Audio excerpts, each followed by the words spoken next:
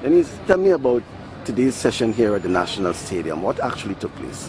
Well, actually, it's the first time we trained as a team at the National Stadium, and we had to use more than one venue today simply because the throwers, because of the football, were able to use the throwing area. So they remained at LaSagesse under the guidance of Coach Paul Phillip, and also at Tanteen under the guidance of Coach Colin Peters.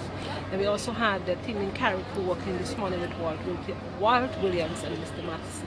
So at the stadium, we basically had the sprinters, the distance people, and the jumpers. We had a very good session with the coaches.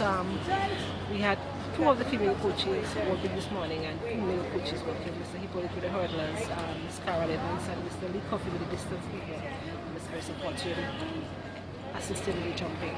And so it was a basically good session. First time as a team coming together after they've been selected, and the machine and everything is happening. So we were very fortunate this morning to use the stadium, and we were able to use even some of the hurdles that just came in, and it was a blessing for us to be able to practice over those hurdles. I think that's sort of a hybrid kids of it, and they're really anxious to compete for Carifta. But when you hoping to get the entire team together to basically gel, because it's important to have that home advantage. I know it is very important, but we have to bear in mind that we have another great sporting activity taking place also. So hopefully next week, not maybe to train, but not to train per se, but we're going to have a little session with the athletes next week together as an entire team.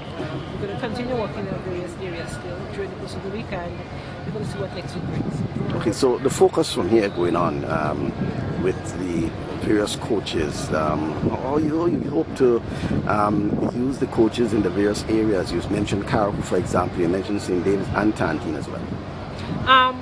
We have highly qualified coaches in various areas. The head coach of the team, of course, is Mr. Wayne Maxwell.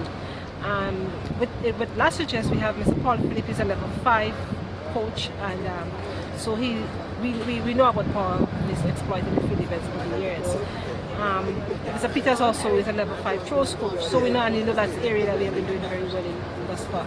So we're not too worried about the throwing.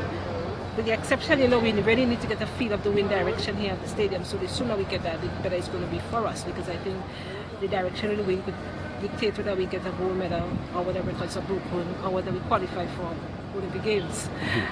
So we really need to work on that. But we do meet chat as often as possible, so each already have an idea as to what is going on and kind of getting things going. Okay, you had a wrap session with some of the athletes today, letting them know that the team is basically a pre-selected team and the importance of taking training serious. Yeah, we don't want the athletes to feel okay that I'm on the Carifta team, so I could just do what I want. Now it's really, they have to really focus on what they want. I mean, we know that they're probably going to come out there and really support. We saw what they did at the relay meet, and we know we're going to get the support. And so we want the athletes to know that this is important.